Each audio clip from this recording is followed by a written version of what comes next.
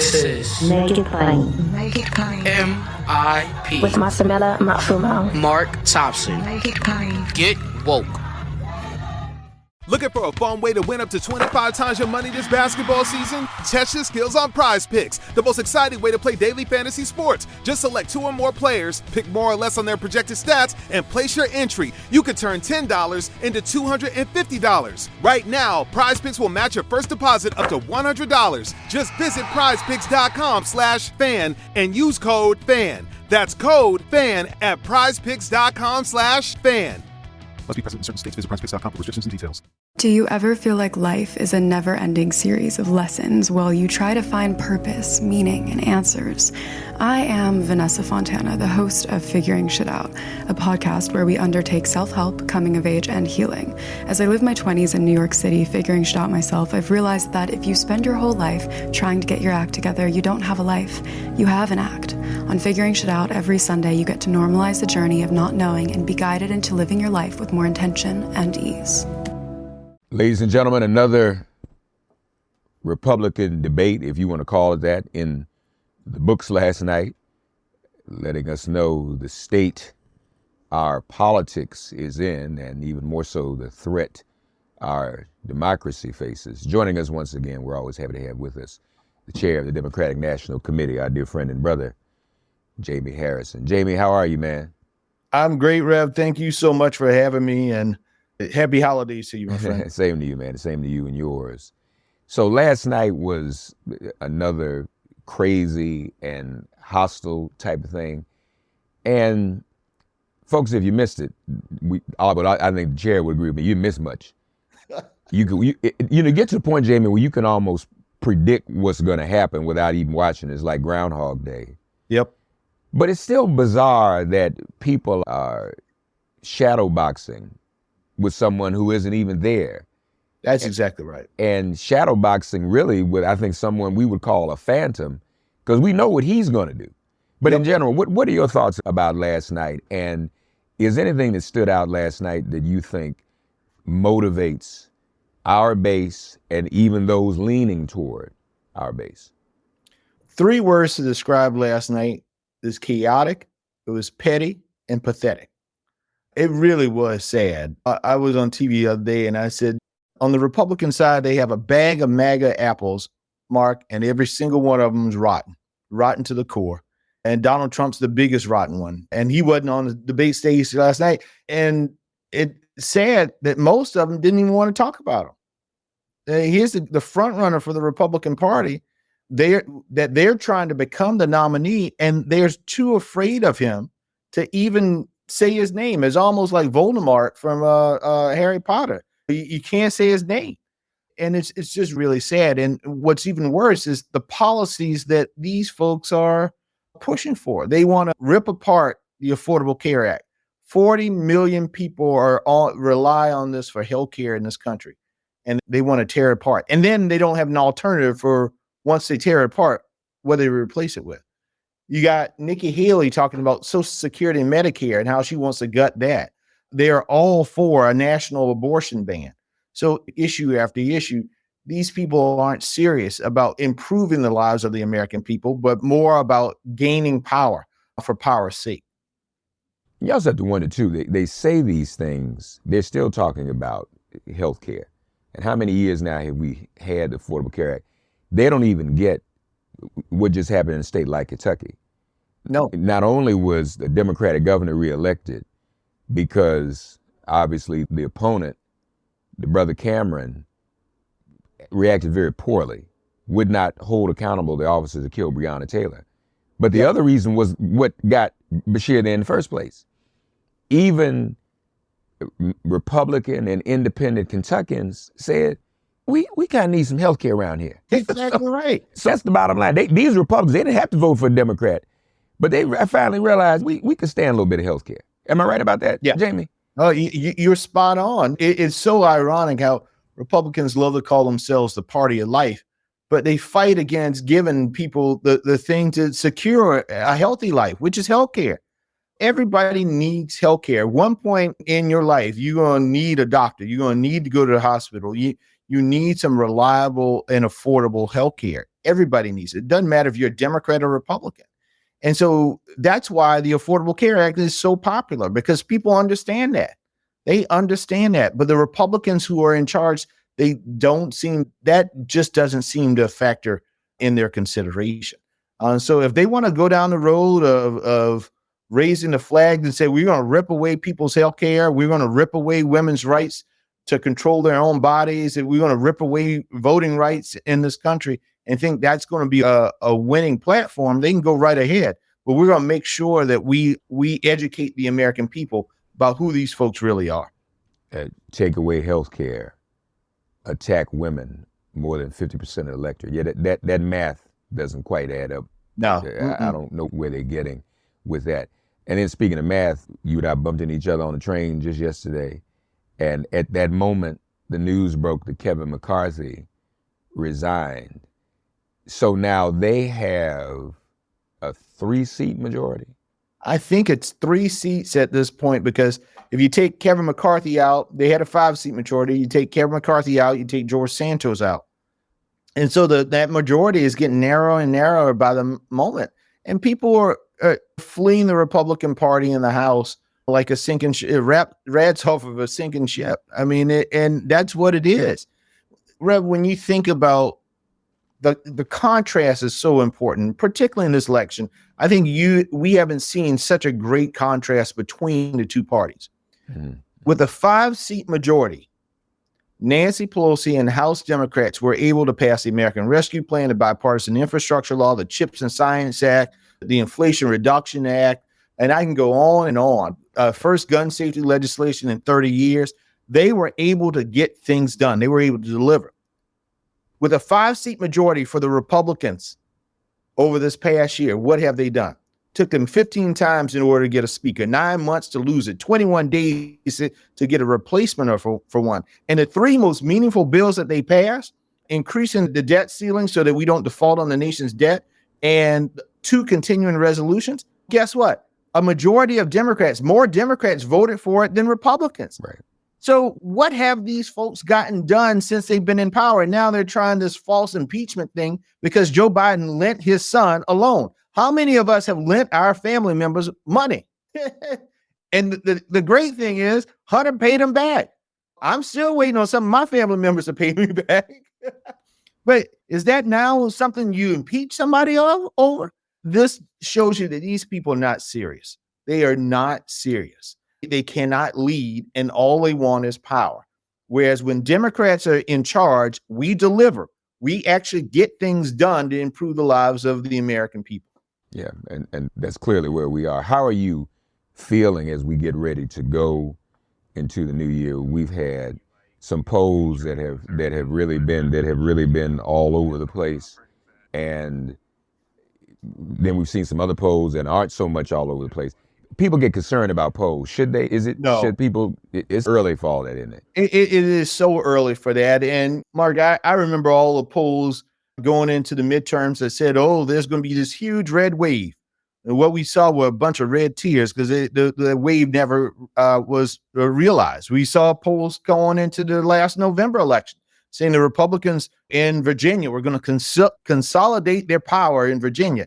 And yet now we have a Democratic House and a Democratic Senate in the state of Virginia. And so I don't put a whole lot in polls. The only poll that matters to me is the poll that happens on election day when people actually go out and vote. But that does not mean then we don't take for granted that we cannot take for granted the coalition that give us the majority that Democrats need in order to win. It means we need to make sure that we are talking with Black folks, Black men and Black women, that we are engaging the Latino community, that we are engaging the AAPI community, that we are across the board reaching out to these folks. And that's why just recently the Biden campaign put $25 million in starting that outreach specifically to communities of color to make sure that they know what this administration has been able to do and deliver for those particular communities. So we're revving up. We are out fundraising the Republicans right now, which is a good thing. And we're using those resources to build an infrastructure on the ground, particularly in our battleground states, to make sure that we can get the message out about how this administration has really fought for and delivered for the American people. because that's the important context is making sure that people understand that when they see that the insulin costs are down, that was Joe Biden and Democrats who did that. When they see the roads and the bridges and the lead pipes being ripped out in their neighborhood, when they see that now you're in a rural community and you're getting internet, that was because of Joe Biden and Democrats that made that happen. But people need to connect that. Even yesterday, while we were on the train, the announcement on another $5 billion in student loan relief. That takes it up to $132 billion for almost 4 million people in this country that Joe Biden, Kamala Harris, and the Democrats have been able to help either wipe out all of their student debt or eliminate a lot of it and give them some relief. And it's important for folks to understand that just didn't happen because of magic. That happened because they went and voted in 2020. They voted again in 2022 to make sure that Joe Biden got elected and that he got some help in the House and in the Senate. And so we got to continue that effort. You want to see the progress, but we got to continue to make sure that we go out there and help folks out. And Mark, one thing I would love to say is there are a lot of people who have yet to take advantage of the student aid, the student loan forgiveness, or just changing your monthly payment schedule. The president has created this great program called SAVE. Go to studentaid.gov and check and see whether or not you qualify for some of these benefits or whether or not you qualify to get your loans wiped out, because many people who've done public service are getting loans wiped out entirely. But make sure you go check that out to either adjust your monthly payments or to see whether or not there's some forgiveness that you qualify for. Studentaid.gov. Studentaid.gov. People, please, man, please, sir, take advantage of that. As you speak about the need to get the word out about accomplishments. And I can imagine some people listen, let's face it, we've not always been good at that as Democrats. Yeah. Even the Obama years. Why don't y'all let people know what you did? But also in fairness, oftentimes media doesn't want to cover that either. You know, they'd rather cover Joe Biden's shoes, what shoes he's wearing, instead of talking about the forgiveness that we're giving out to people. No, that's very important. That's being pushed out. And I don't envy your position either, my brother, because trying to get that out and get people to understand it. Unfortunately, when Democrats do things, a lot of it, we expect it, so it gets taken for granted. Well, that's what you're supposed to do. Do you ever feel like life is a never-ending series of lessons while you try to find purpose, meaning, and answers? I am Vanessa Fontana, the host of Figuring Shit Out, a podcast where we undertake self-help, coming of age, and healing. As I live my 20s in New York City figuring shit out myself, I've realized that if you spend your whole life trying to get your act together, you don't have a life. You have an act. On Figuring Shit Out, every Sunday, you get to normalize the journey of not knowing and be guided into living your life with more intention and ease. What do you say to those, though? We have this current issue now that has come up with some. It's still difficult to tell how widespread and how really impactful it is or will be. But we're getting more reactions than ever before in history, in this country and other countries for that matter, to what is going on between Israel and Gaza. And we're hearing some young people say, particularly in Michigan, we're just not going to vote. What are your thoughts about that? First of all, let me ask you this. Does that concern you? Do you think that's a real thing? Is that something that we need to take more seriously and be concerned about? What are your thoughts about that? I always think you can never take anything for granted in politics. You always have to research, look into it, chat with folks. And the one thing I tell folks is, particularly for the Democratic Party, we're a big tent party. We reflect what the diversity in this great nation. That doesn't mean that we're always going to be on the same page within the party on certain issues. But the one thing that you know about Joe Biden is that he's going to lead. And he's not leading based off what's going to happen on the polls. He's leading based off what he thinks is the best thing to do, given the situation and what's involved. This is a president with a big heart. The reason why we had the humanitarian pause was because Joe Biden fought for that, making sure we just sent tons of humanitarian aid from the United States to Gaza in order to assist the citizens there. But at the same time, the president has said that Israel is our strongest ally in the Middle East. And so what we would love to see is an end to all of this. We would love to see Hamas taken out. What they did on October 7th is just abysmal. But at the same time, this administration has been reaching out to the Muslim community, to Muslim leaders to sit down, to hear the issues that they have, but also been sitting down with Jewish leaders as well. And we're trying our best to lead in this situation, to make sure that the citizens, civilians are protected, but also making sure that folks know that we can't give a green light to terrorists to do what they did. Leading in sometimes easy. It's difficult. But if there's anybody that you're going to choose to lead in a situation like this, you choose Joe Biden because of the people that he knows. This is a man who was able to work with Qatar, was able to work with Egypt in order to get some of those hostages released. So he understands the region. He understands the long-term politics in that region, but he also knows the players in that region. And I think that's really important in terms of navigating something like this that has been going on for generations. Folks need to understand this ain't nothing new. As long as I know myself, there's always been some conflict between Israel and Palestinians. And this is a continuation of that. We got to do our best to navigate it, hopefully get back to some pause where people can get some sense of normalcy back.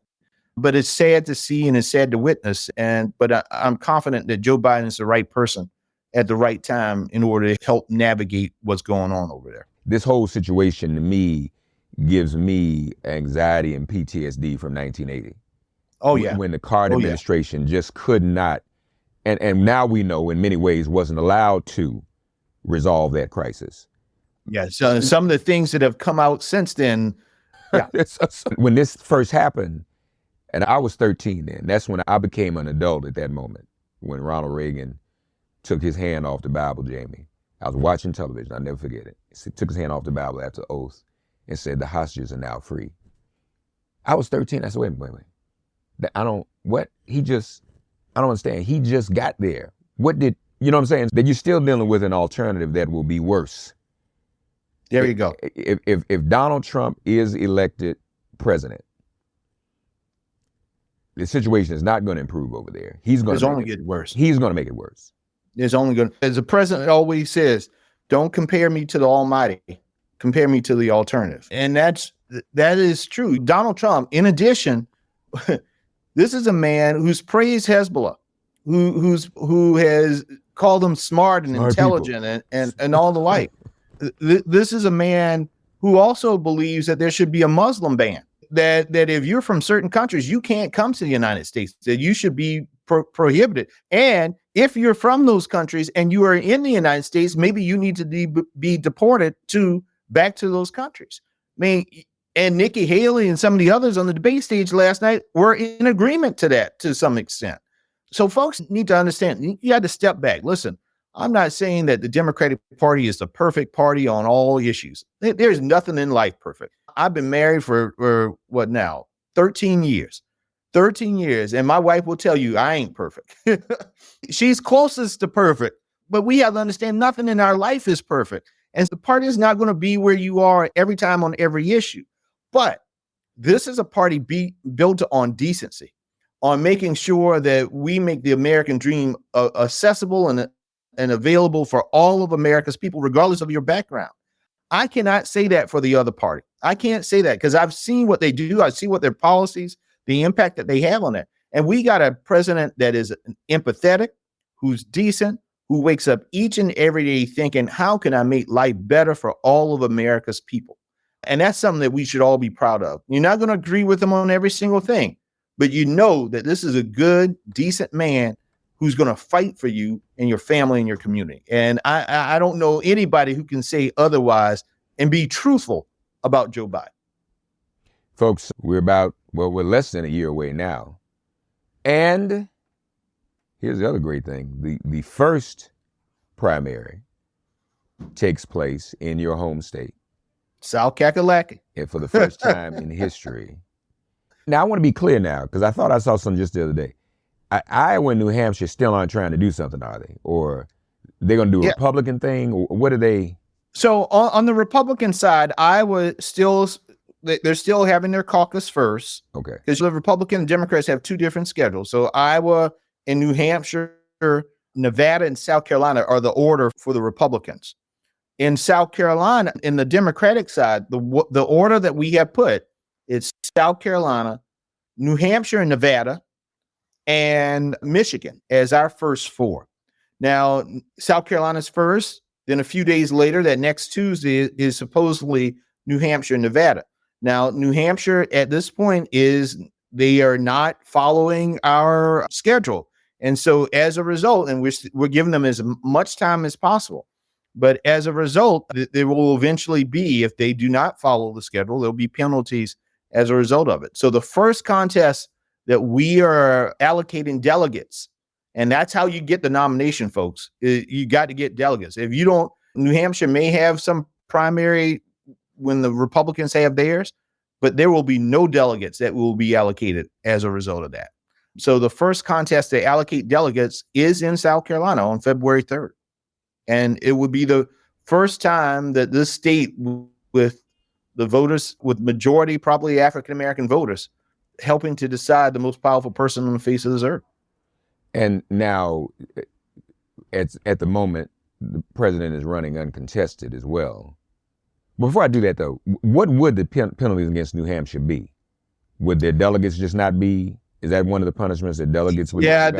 There's some impact on delegates that the state would get in terms of convention and reductions there. And it's this formula that we have, and I have the authority to increase that if I may. But my hope is that we can work something out with New Hampshire so that they continue forward. I want everybody to be able to have their delegates at the convention so that they can cast their ballots for Joe Biden and Kamala Harris, and we ride off into the sunset winning again in 2024. So we're going to continue to work with New Hampshire at this point. Eventually, we'll come to a point where you got to fish or cut bait. Is Congressman Dean Phillips going to be on the ballot in any of these states? Is that a real thing? Yeah, so Congressman Phillips, Marianne Williamson are on the ballot. I know they're in the ballot in South Carolina. Dean Phillips is not on the ballot in Nevada, but I think Marianne Williamson is, and I think they've both been working to get on the ballot in Michigan. Lastly, have you any concerns about some of these third-party folks? When they're not even third-party, they're just independent. Let me correct that. Any of these folks like Cornel West or RFK Jr.? The more we hear about these candidates and the problems and the issues they have, the more thankful I am that we have Joe Biden running for president. And the one thing that I tell folks is, in the end of the day, you got to get 270 electoral votes in order to become president of the United States. Some of these third-party candidates aren't even going to be able to get enough ballots to get to 270, and let alone win those particular states. So I say to folks, listen, casting your vote is always important. And make sure you cast your vote so that it counts. In the end of the day, the only two parties that are going to be able to have viable paths to get to 270 are the Republican Party and the Democratic Party. If you want to make sure that you get the full value of your vote, make sure you're voting for the party that reflects where you are. Again, doesn't have to be 100% spot on to where you are, but in the end of the day, this is going to be likely between Joe Biden and Donald Trump. And the question is, do you want 4 more years of Donald Trump, or do you want somebody that has really been trying to do all that he can in order to improve this country? And when you look at the legislative achievements of Joe Biden, probably not since LBJ have we seen as much productive legislation that has been passed in order to improve the lives of the people in this country. And there's a lot to be proud of from this president. We just need to make sure that people understand that all these things that they're starting to benefit from, that they know that came because of the leadership of Joe Biden. Jaime Harrison, folks, the chair of the Democratic National Committee, the first ever primary. Yes. To start the process in South Carolina. There you go. And there you go. And we look forward to that. Thank you as always, my brother. Thank you, Rep. It's good seeing you. And again, Merry Christmas and Happy Holidays to you, buddy. Same to you and yours. Thanks for getting woke and listening to Make It Plain. As always, perform an act of kindness on behalf of an elder or young person. Write a letter to a sister or brother who just so happens to find her or himself incarcerated. Offer libations to the ancestors upon whose sturdy shoulders we all now stand. And above all, Give thanks to the God of your understanding by whatever name you call her and him. All God asks of us is that we give each other love. Thanks for giving MIP love. And please remember to subscribe and give us a 5-star rating. If all hearts and minds are clear, it has been made plain.